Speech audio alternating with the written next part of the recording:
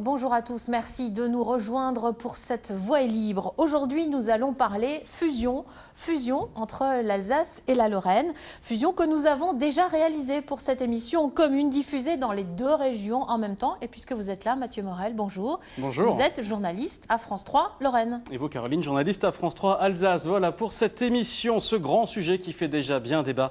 Cette grande réforme territoriale, la naissance des super régions françaises. Et justement, sur ce plateau, pour en parler avec nous ce midi, nos deux présidents, le vôtre et le mien, Caroline, Jean-Pierre Masseret, le Lorrain, Parti Socialiste, président depuis 2004 de la région Lorraine, et Philippe Richert, l'Alsacien, UMP, vous présidez, vous, le Conseil régional d'Alsace depuis 2009. Bonjour à tous les deux, merci d'être avec nous pour cette émission. Alors, Caroline, l'Alsace, la Lorraine, nous deux réunis, ce sera 4,1 millions d'habitants, 6 départements au total, 110 milliards d'euros de PIB, c'est plutôt important. Et puis des frontières avec 4 pays, ce serait la plus européenne des super régions, Caroline. Alors ça, ce sont les chiffres clés sur le papier, mais qu'en pensent les premiers concernés, à savoir les habitants? Regardez ce micro-trottoir réalisé évidemment en Alsace et en Lorraine. Plus on est nombreux, plus on est fort et moins on a de frais. On est vraiment dans un monde où tout le monde perd son identité et on va encore un peu plus perdre notre identité en Lorraine. Si vraiment ça doit vraiment aider financièrement, j'y crois pas trop, mais bon. Déjà qu'en Lorraine, on a du mal à supporter entre Meurthe-et-Mosellan, Mosellan, Vosgien, Meusien. Je veux dire, déjà la Lorraine, c'est pas tellement unitaire. La fusion sera pas mal, mais à condition qu'on garde le droit local dans le Bas-Rhin, Haut-Rhin et Moselle. Du point de vue des réseaux de transport, par exemple, il y a déjà plein de choses qui sont faites, des TER qui vont... Enfin, c'est assez bien... Enfin, je pense qu'on est déjà assez reliés. Non, je pense pas que ça changera grand-chose. Dans l'ensemble, notre clientèle et les gens dans la région, je pense, sont plutôt favorables. Et bien sûr, on connaît tous, on a nos avantages. Et ceux-là, je pense qu'il faut vraiment pas les perdre. L'Alsace, c'est quand même une région beaucoup plus riche que la Lorraine. Donc, à savoir déjà si eux vont nous accepter. Au-delà de Lorraine, oui, mais par contre, la fusion, je trouve que entre leur patois à eux et le nôtre, il y a déjà une grande différence. On les comprend pas très bien. Moi, je les comprends pas du tout. Alors, je vois pas pourquoi on nous mélangerait. Je sais pas. On est bien chez nous. Alors Jean-Pierre Masseret, une réaction à cette dame, elle ne vous comprend pas du tout. Vous parlez le plat, vous comprenez l'alsacien? Ce qu'on doit dire à cette dame, c'est d'abord la fusion, c'est la fusion des conseils régionaux de deux institutions. Par contre, il s'agit de rapprocher les forces, les potentiels, les identités de l'Alsace et de la Lorraine au service de la vie quotidienne des Lorrains et des Alsaciens. C'est ce qu'on va développer justement dans toute cette émission. Je voudrais quand même poser la même question à Philippe Richert. Est-ce que vous vous comprenez entre Lorrains et Alsaciens? Est-ce que vous parlez le plate, par exemple? Comme j'habite dans un territoire qui est juste à la limite de la Lorraine, j'avoue que mon dialecte alsacien est très proche du dialecte du territoire du Beach. Donc effectivement, je n'ai aucune difficulté. Kein Problem, verstehen genau Elsässische, wie auch so wie es in Lothringen geredet wird. Alors là, c'est moi qui vous ai pas du tout compris. En tout cas, nous, Caroline, on va essayer de se comprendre pendant cette émission. Et c'est ce qu'on va tenter de faire. Donc. Oui, et vous, chez vous, avez également la possibilité de nous faire partager votre point de vue via les réseaux sociaux. N'hésitez pas, nous en ferons part à nos invités tout au long de l'émission. Avec ce hashtag que vous voyez sur cet écran, fusion ALS-LOR pour Alsace-Lorraine, sans oublier bien sûr nos pages Facebook. Nous attendons toutes vos réactions que nous les passerons en direct dans cette émission. Alors, Jean-Pierre Masseret, cette France à 14 régions, là je m'adresse un peu aussi à vous Philippe Richert, est-ce qu'elle vous satisfait finalement? Vous êtes un ménage à deux, ça tombe bien. Est-ce que c'était la meilleure solution pour une région comme pour l'autre? Jean-Pierre Masseret. En tout cas, je peux exprimer la position du Conseil régional.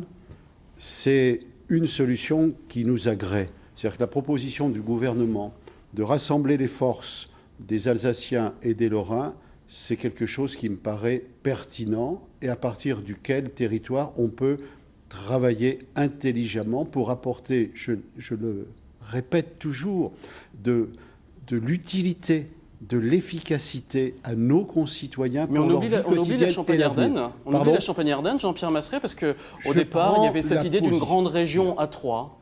Il peut y avoir cette idée, mais cette idée, elle n'est pas. Tout le monde n'est pas d'accord en Lorraine. Il y a beaucoup de politiques, Philippe Leroy, Mathieu Klein, Laurent Hénard. Ils aimeraient bien qu'on tout le aille vers la monde Champagne. est majoritairement d'accord pour considérer que la proposition Alsace-Lorraine est une proposition intelligente à partir de laquelle on peut travailler précautionneusement pour l'avenir et le quotidien de nos concitoyens. J'insiste là-dessus. Vous aviez fait savoir que vous n'étiez pas pour la Champagne-Ardenne dans cette grande région. Qu'en est-il du territoire de Belfort? Je crois que le territoire de Belfort fait un appel du pied envers l'Alsace. Notamment et la le député maire. Je vais essayer de prendre 30 secondes pour quand même rappeler. On a besoin de décentraliser. On n'est pas allé assez loin dans notre pays. Il faut que les régions, dans cette décentralisation, prennent un poids plus important. Ce poids, on les prend d'abord par les compétences. C'est pour ça que c'est important que les textes sur les compétences viennent conforter les régions. Deuxième chose, c'est ensuite de regarder comment on peut s'organiser territorialement.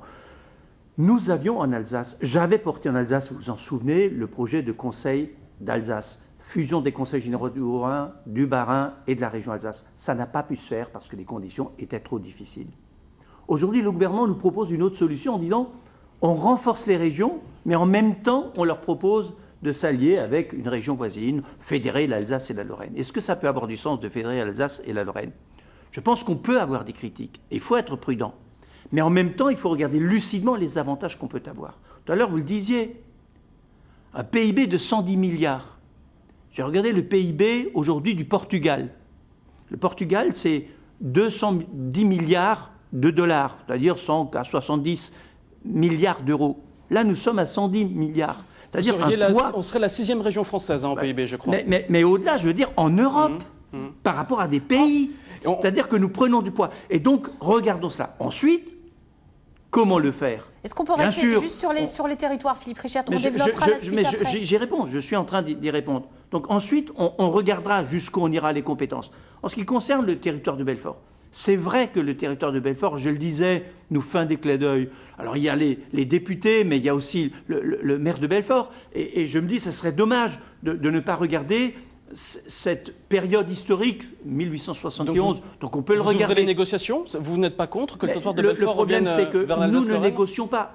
J'ai rencontré M. Junkeler, je vais le regarder. Mais on sait qu'à la marge, il y a des départements qui vont pouvoir bouger. Mais ce qui va se passer, c'est que c'est le Parlement et le gouvernement qui décident. Ce n'est pas nous.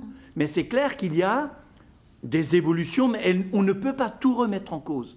Par contre, aujourd'hui, j'avoue que le territoire de Belfort est un territoire qui, historiquement, faisait partie du Haut-Rhin, qu'aujourd'hui, il y a économiquement un lien très fort entre Mulhouse et Belfort, et c'est quelque chose qu'on peut envisager à titre personnel. Je n'ai rien contre, au contraire. Et en tout cas, tout ça, c'est aussi une des questions très importantes, pour quelle capitale, Caroline? Je vais vous faire lire par exemple cette phrase d'une députée de la Moselle. Elle s'appelle Marie-Jo Zimmermann. Elle est UMP et elle dit que Metz va tout simplement devenir une sous-préfecture de Strasbourg. Qu'est-ce que vous lui répondez, Jean-Pierre Masseret? La question, c'est la question du siège de l'administration du futur Conseil régional. Nancy, Strasbourg. Nous avons collectivement à renforcer le potentiel de développement de Strasbourg, que le pays et nous-mêmes affirmions son destin de capitale européenne. Pour vous, le choix est fait. De métropole. J'ai fait indiquer à l'instant que Strasbourg devait se développer et être réaffirmé comme capitale de l'Europe. Je ne parle pas du siège du futur Conseil régional. Dans le même temps, nous avons à développer le potentiel de Metz et de Nancy comme métropole en Lorraine. Mais nous avons Mulhouse, nous avons Épinal. Il faut d'abord que sur nos territoires, nous soyons en capacité ensemble d'assurer du développement des potentiels que portent nos territoires. Les territoires urbains comme les territoires ruraux, la proximité nécessaire. Vous connaissez l'importance d'une capitale, tout le non, monde va savoir. Ce n'est pas les une question de capitale, c'est une question de siège de l'administration. Voilà. Et on est suffisamment intelligent entre Alsaciens et Lorrains pour trouver au bon moment la bonne formule. Mais dans l'instant où nous sommes, il faut parler des avantages que comporte ce rapprochement, cette fédération, comment nos universités, nos entreprises, nos filières économiques, nos emplois, nos territoires, c'est ça qui intéresse les gens. On va en parler des compétences tout de suite. C'est ça qui intéresse les gens, c'est leur devenir, comment on va mieux traiter leur préoccupation. Vous parliez, Jean-Pierre Masseret, des gens. On a un tweet de quelqu'un qui nous dit « Non à la fusion, demandez au peuple, on souhaite un référendum ». Je me tourne vers vous, Philippe Richert. Est-ce que vous pourriez envisager ou de demander un référendum au niveau national, cette fois, pour un redécoupage? Est-ce que c'est judicieux? Ce qui s'est passé, c'est que la première fois, quand l'Alsace a voulu se construire, on a fait le référendum, 58% de oui, et pourtant on n'a pas pu le faire. La deuxième chose, lorsque les régions ont été définies par les lois de décentralisation, il n'y a pas eu de référendum, c'est le Parlement qui a décidé. Parce que le Parlement, c'est le représentant du peuple, et c'est le peuple qui est patron en l'occurrence, et donc c'est bien le Parlement qui a été à l'origine de la définition des régions aujourd'hui. PACA a été créé par une loi qui a créé Provence-Alpes-Côte d'Azur. PACA et la même chose pour les autres territoires. Aujourd'hui, c'est exactement le même processus qui revient. Je ne veux pas aujourd'hui le critiquer, c'est un choix qui a été fait de prendre ce passer par la voie législative. Si nous étions passés par la voie du référendum que nous avions, nous, choisi en Alsace, on aurait pu le faire. Si l'Alsace avait choisi de faire le Conseil d'Alsace, on ne serait pas aujourd'hui en train de discuter. On aurait fait le choix avant. C'est vrai qu'aujourd'hui, nous sommes dans la discussion devant une loi qui décidera quelle est l'organisation. sur cette idée du référendum. Un mot sur cette idée de référendum. Qui le demande? C'est les gens qui agitent les peurs. Ouais. Ce pays est en train de mourir parce qu'il est incapable d'affronter les réformes, les évolutions qu'appelle le champ du réel. Et ceux qui appellent aujourd'hui au référendum sont ceux qui méprisent les citoyens précisément, parce qu'ils entendent bien, à travers cette procédure, agiter toutes les peurs, toutes les craintes, de façon à ce que rien ne bouge. Ne rien bouger, c'est assurer la mort de nos régions et la mort de ce pays. Vos réponses c'est ça qui est important, sont très claires. Ouais. Et madame. Il y a un accord, en tout cas, tout le monde voudra bien appeler cette région, je crois, Alsace-Lorraine. Alors, on peut parfaitement parler de région Alsace et Lorraine. On n'est pas dans une démarche de fusion des identités, mais de rapprochement des potentiels, du respect des identités. Des Pyrénées ou centre Limousin, en tout cas. Mais je sais, parce que vous parlez depuis tout à l'heure des compétences des régions, justement, les compétences actuelles et futures. Tout cela, à quoi va servir, justement, cette grande région? On connaît déjà les grandes lignes, la loi n'a pas encore tout dit. Regardez ces premiers éléments de réponse. Région Alsace, région Lorraine, chacune de ces régions a aujourd'hui 3 grands pôles de compétences, le développement économique et l'aménagement du territoire, l'éducation et la formation et les transports ferroviaires. En reformatant la carte de France, François Hollande veut, dit-il, promouvoir des régions de taille européenne capables de bâtir des stratégies territoriales. Demain, les super-régions conserveront donc leurs compétences, mais deviendront aussi la seule collectivité compétente pour le soutien aux entreprises. L'État devrait leur transférer l'emploi. Gestionnaires des lycées, elles récupéreront des départements l'entretien et la construction des collèges. Outre les TER, elles géreront aussi les routes et les transports interurbains et scolaires, aujourd'hui sous la coupe des départements. Le projet de loi qui sera présenté mercredi prochain au Conseil des ministres devrait donc surtout clarifier les compétences entre les différentes collectivités locales. Alors un mot, Philippe Richert, sur ces compétences. Juste avant, un tweet fort sympathique. Ma compagne est Lorraine, je suis alsacien, nous nous marions aujourd'hui. Alors oui, voilà. Ça marche. Voilà. Meilleur vœu. C'est pour ça que je voulais vous faire part de ce tweet. Alors, ces Alsaciens lorrains ou lorrains alsaciens. Philippe Richert, donc dans ces compétences, elles ne sont pas encore clairement définies. Quand vont-elles l'être? Est-ce que vous allez revendiquer, indiquer les choses qui vous paraissent plus importantes que d'autres? Je veux juste redire une chose. Nous sommes devant un texte du gouvernement qui va le préciser. Ce n'est pas notre texte commun, c'est le texte du gouvernement qui présente au Parlement. Le Parlement va décider. Nous verrons. Aujourd'hui, nous regardons comment, en tant que gestionnaire de région Lorraine, de région Alsace, on peut imaginer, est-ce que ça a un intérêt ou pas? On essaye de démontrer chaque fois qu'on raconte des histoires aux Alsaciens et aux Lorrains, de montrer quelle est la réalité.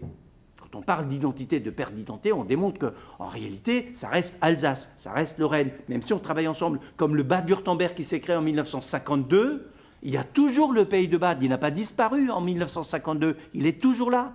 Et les vins du pays de Bade sont toujours les vins du pays de Bade. Alors si ce n'est pas une question d'identité, c'est pourquoi? C'est pour faire des économies? On dit que l'État veut économiser 11 milliards d'euros. C'est exactement la question qui est avancée et que nous avons entendue à l'instant.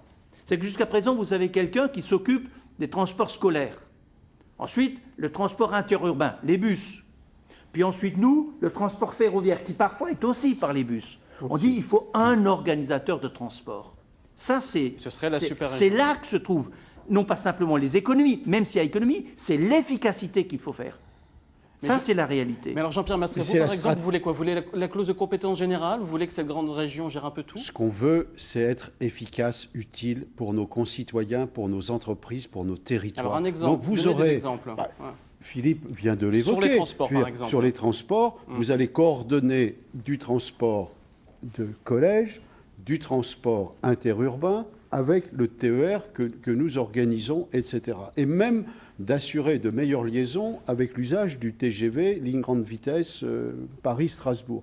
Tout ça sera mieux coordonné. Vous aurez une stratégie de développement à partir de laquelle vous allez mobiliser vos forces. Unité de réflexion, unité de débat, unité de décision, unité d'application. Donc vous aurez plus... Notre souci, c'est d'être efficace avec l'argent public, alors avec l'argent des contribuables. Est-ce que ça sert aussi pour faire des économies? Est-ce qu'il y a des suppressions de postes qui auront lieu, des fusions de services? Philippe va confirmer ce que je dis, sa parole. Sur la réflexion elle-même, vous dites tous les deux, vous l'avez dit à plusieurs reprises, ce sera la décision du Parlement.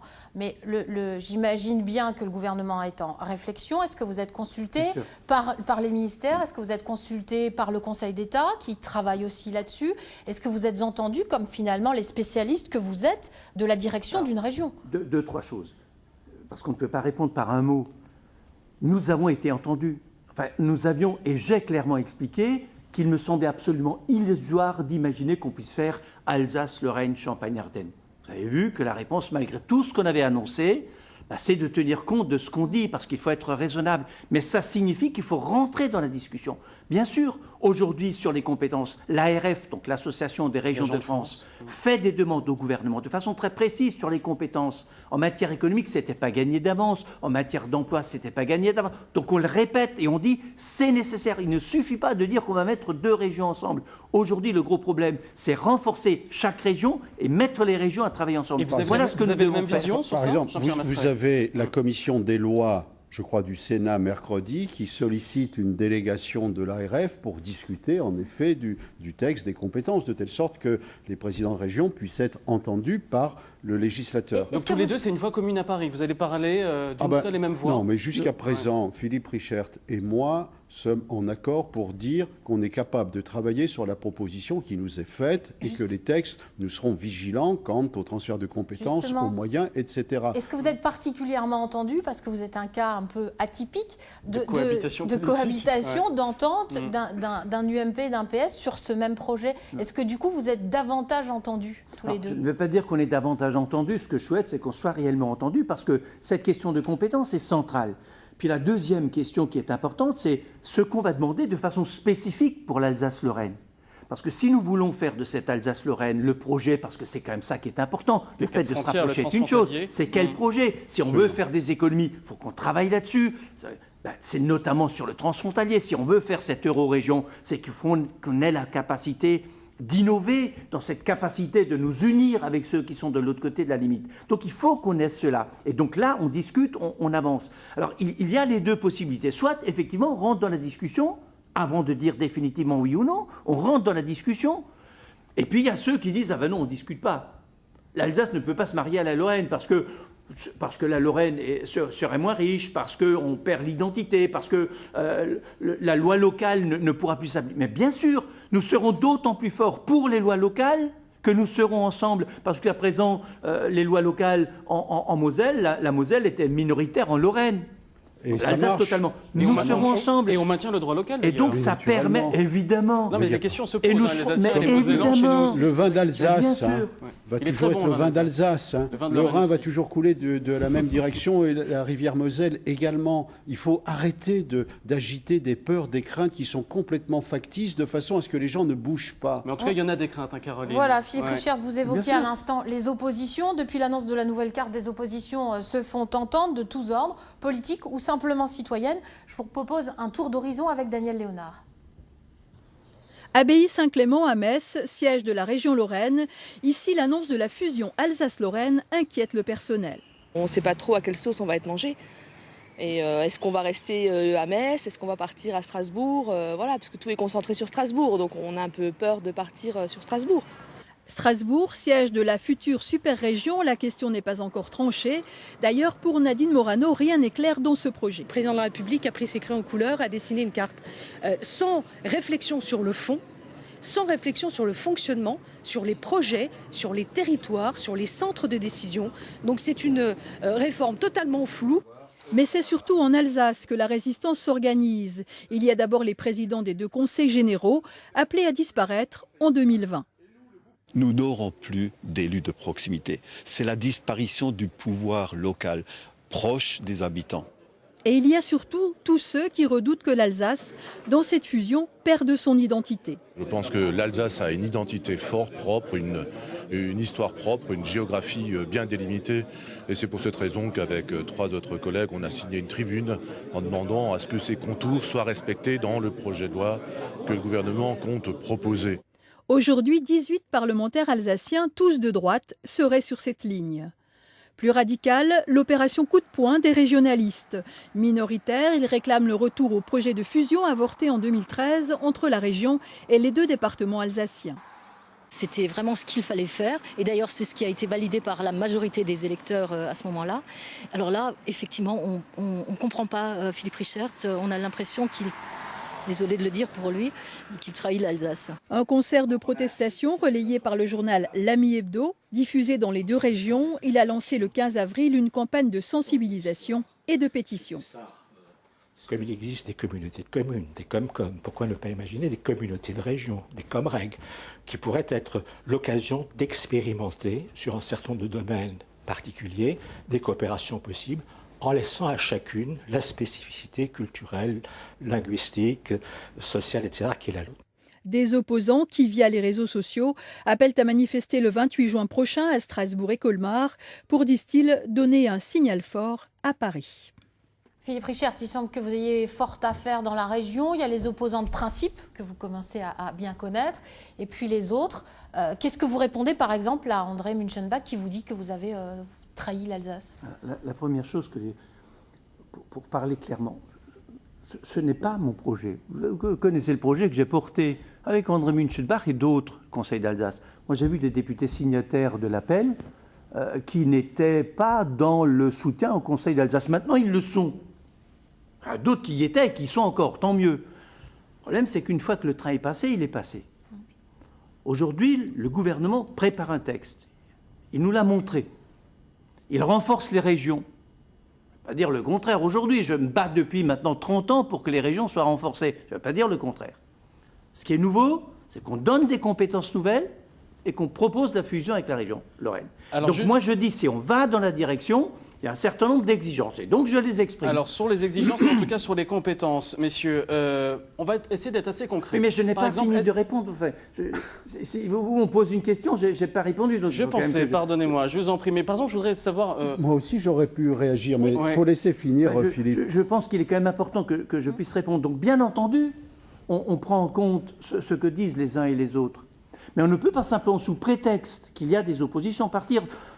Mais ce sont des oppositions purement politiques, on l'a vu, c'est il y en a des élus UMP. Il y a des oppositions vous les analysez politiques. comment, ces oppositions? Il y a des oppositions politiques qui sont claires, qui sont comprises, parce que la façon dont le texte a été préparé, enfin, c'est juste, je vais être un peu violent, presque du n'importe quoi, la façon dont ça s'est passé. Là, vous Ceci étant, Morano, il y a eu une partie avant, mais c'est vrai, c'est vrai. Bon, aujourd'hui, nous sommes dans la situation où le Parlement va devoir s'exprimer. Donc nous disons au Parlement, au gouvernement, écoutez, nous avons des exigences, parce que sinon ça ne fonctionne pas. Et sur ces exigences, on discute. Alors à partir de là, ce Bourris et d'autres organisent une manifestation. Ils organisent une manifestation, c'est vrai, et c'est normal.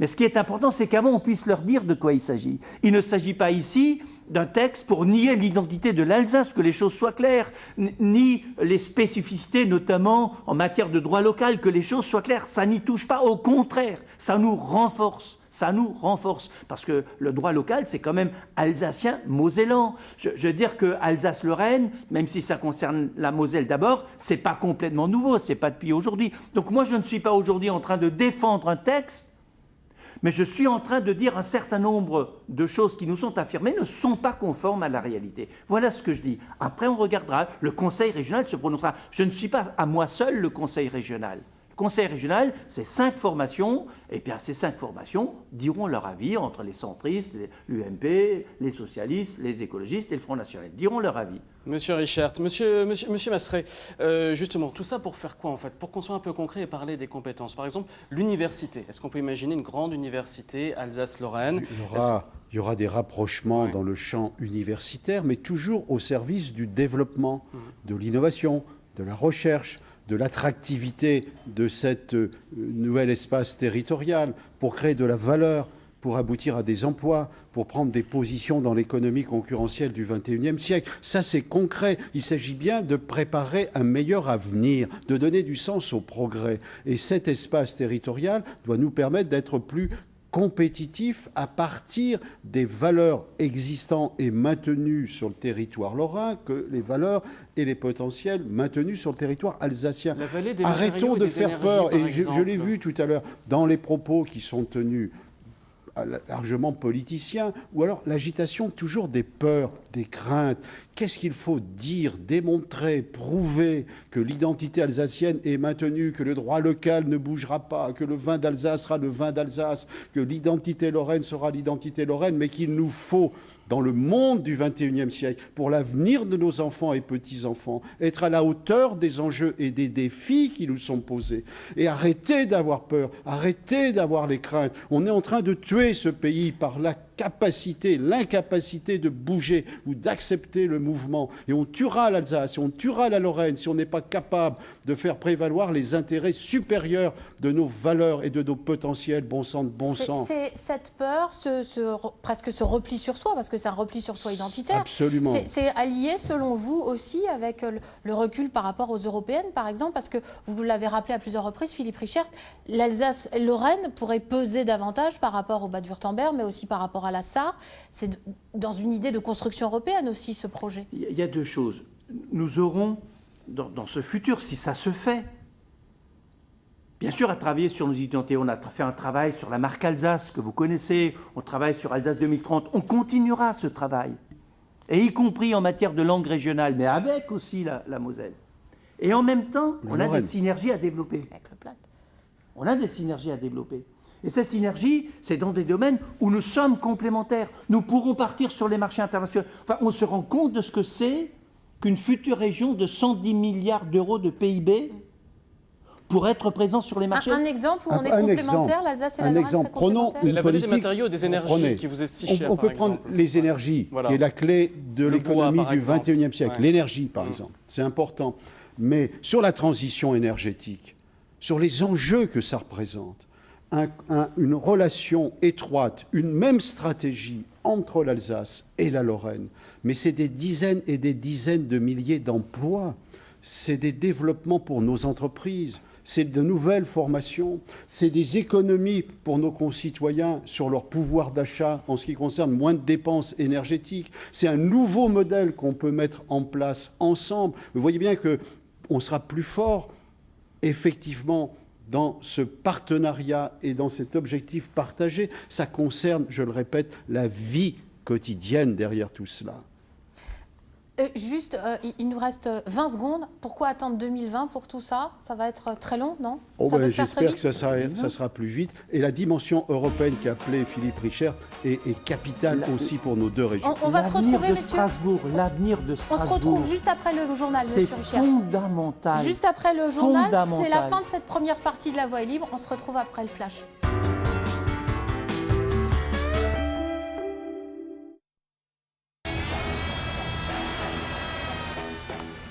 Ça va aller? Parce que, je veux dire, c'est plutôt raide comme pente. Je peux peut-être vous aider? Oui. Appuyez sur le bouton, s'il vous plaît. L'Opel Mokka avec système de contrôle en descente, le meilleur de la qualité allemande. C'est une allemande. Élu 4x4 de l'année 2013 et 2014 en Allemagne. L'Opel Mokka à partir de 16 990 €.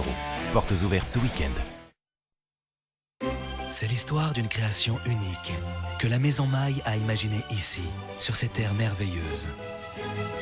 Un subtil mélange de moutarde, une pointe de noix de muscade et une touche de vin blanc pour obtenir cette texture généreuse et ce goût si raffiné.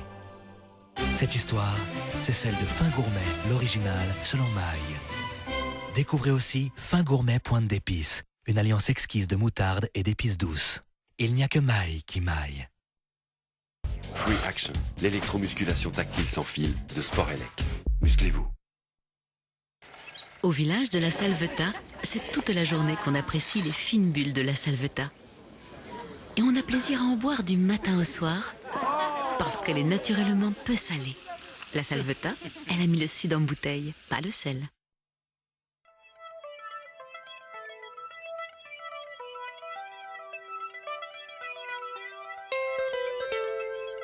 Découvrir, rencontrer, aimer.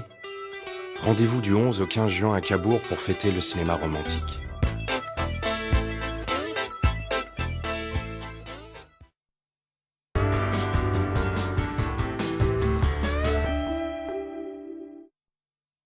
Mieux consommer, trouver un emploi, se distraire, parler famille, prendre soin de soi. L'info, service et sourire compris, c'est Alsace Matin à 9h50. France 3, vous êtes au bon endroit.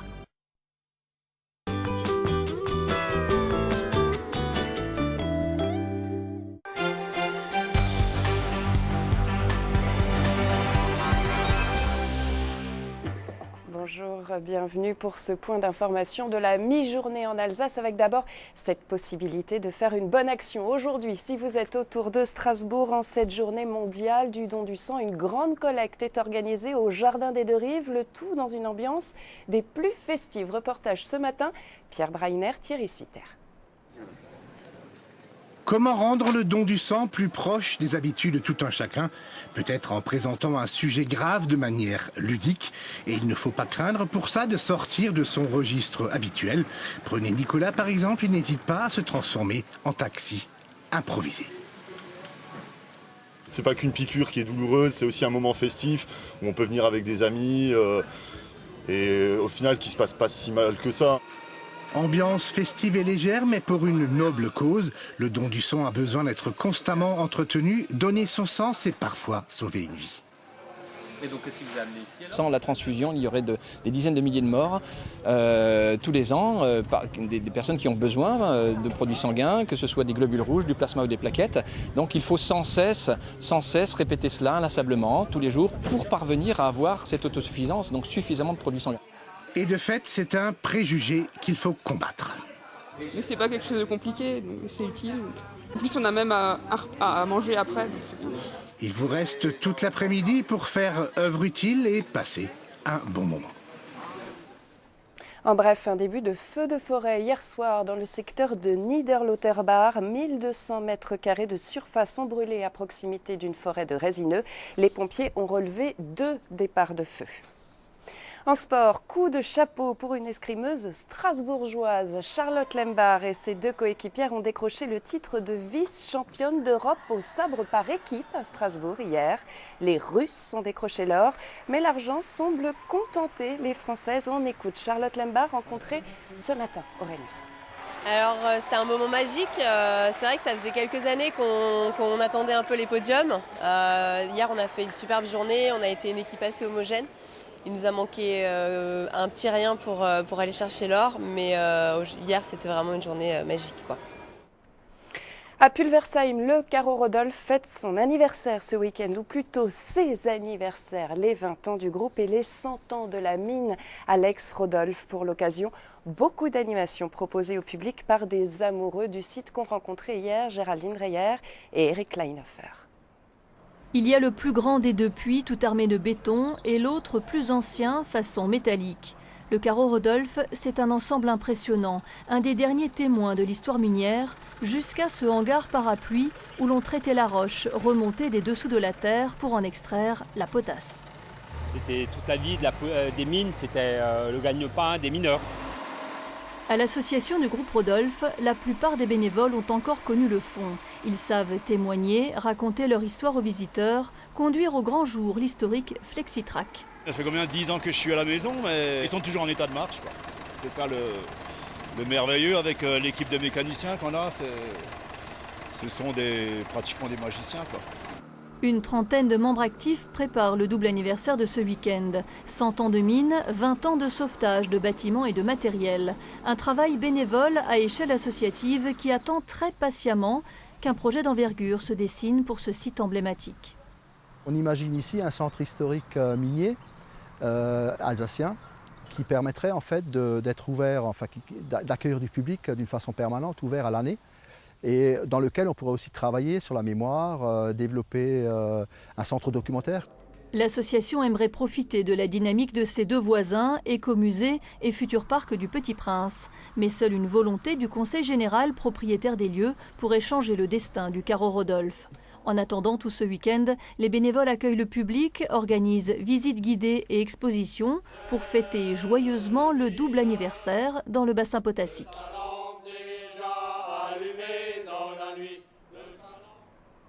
Et pour finir, vous aimez la lecture. Le Quai aux livres à Strasbourg, c'est ce week-end, 25e édition. Depuis ce matin, une quarantaine de libraires ont rassemblé 50 000 livres dans leur rayonnage. Ils sont quai Dietrich et vous attendent jusqu'à demain, 18h. Quant à moi, c'est à 19h que je vous donne rendez-vous ce soir. Je vous laisse tout de suite avec Caroline Kellner, Mathieu Morel pour la suite de votre Voix et Livre à ce soir.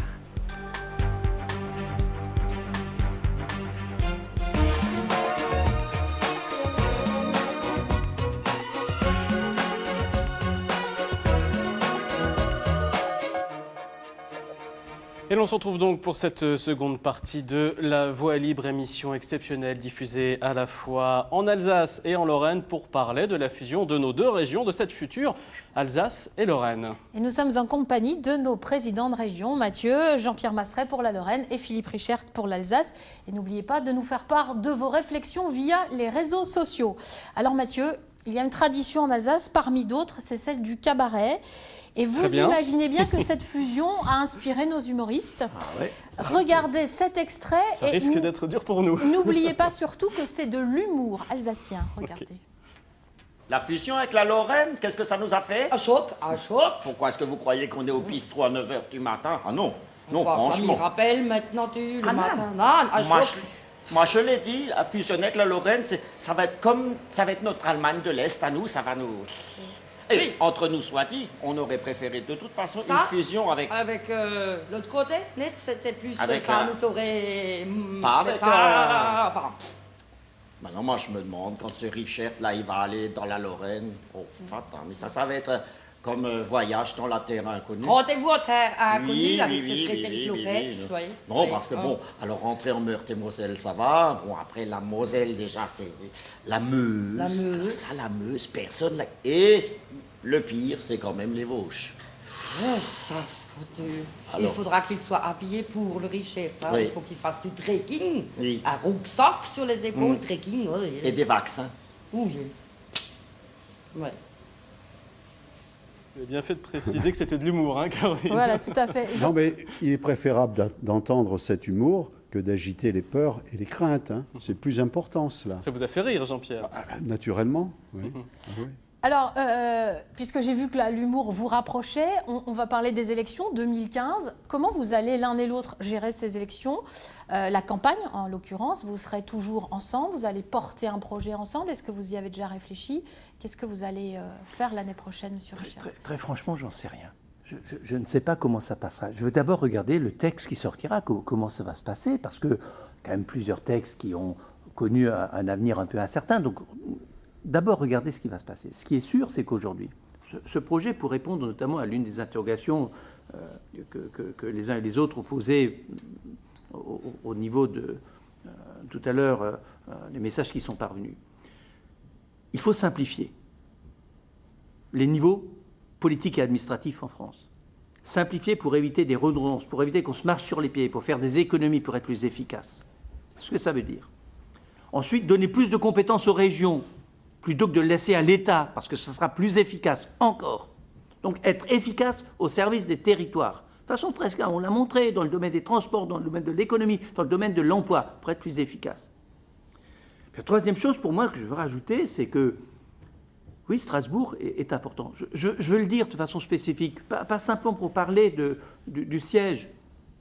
du Parlement européen. Nous devrons demain, si ce projet doit se faire en sorte que chacun soit gagnant dans cette opération. Soit Nancy, Metz, Mulhouse, Colmar, Strasbourg. Il faut être gagnant-gagnant dans cette opération.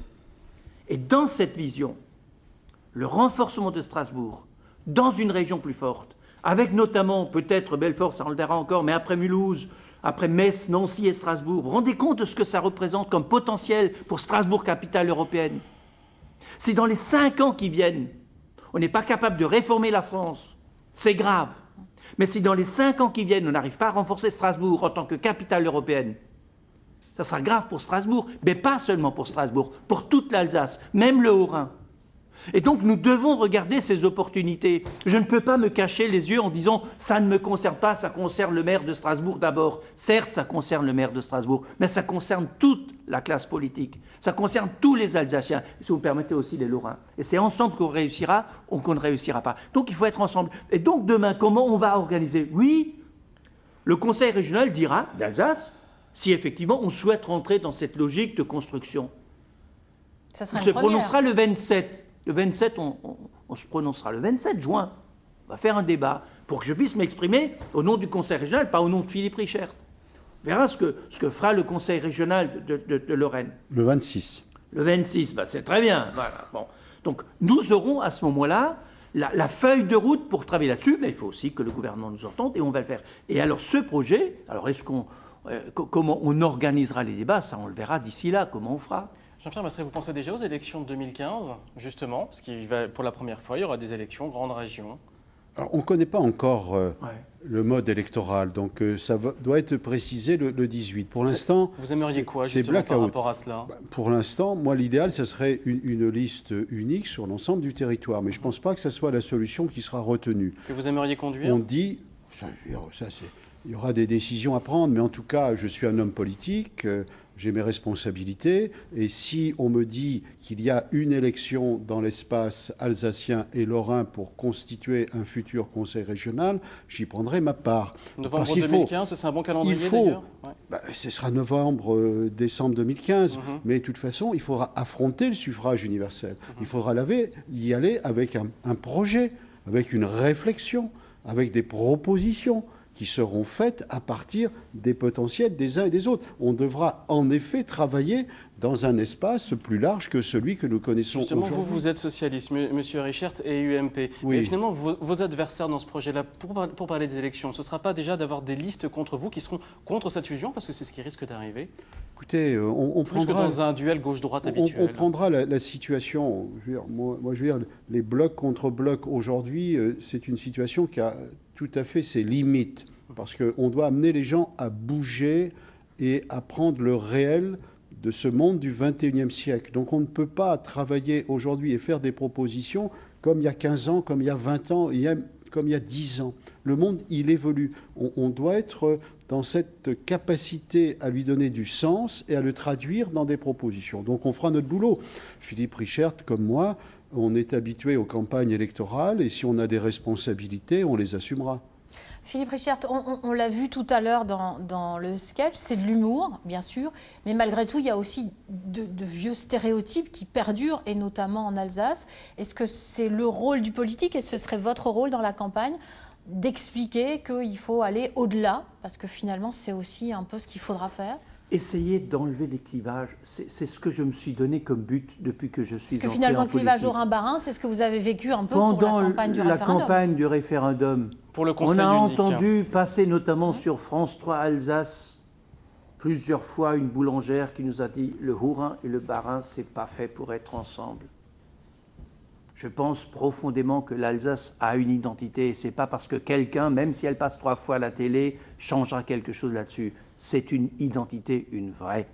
Et toutes les peurs qu'on a agitées, toutes les peurs, ont donné bien sûr des conséquences. Mais pour autant, la réalité quand même, c'est qu'il y a une identité alsacienne.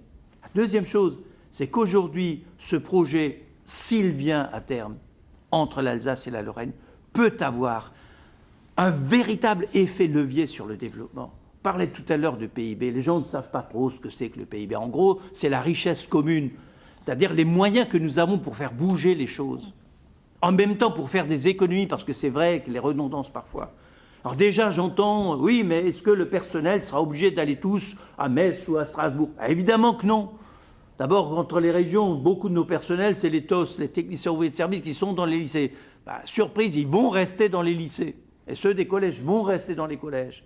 Et on va organiser les transports, on essaye d'être encore plus efficace. Donc ça n'enlève rien. Et les personnels qui sont là pourront travailler à Metz, à Nancy, à Strasbourg, à Mulhouse, à Colmar, comme par le passé. On s'organisera. On n'est pas des fous. On n'est pas des fous. Ce qui compte, c'est être au service d'un territoire et d'un projet. Et non pas au service d'une idée, quitte parfois à faire partir un certain nombre de bruits, juste pour pouvoir derrière s'organiser en conséquence. Donc moi, je regarde aujourd'hui de façon lucide, de façon responsable.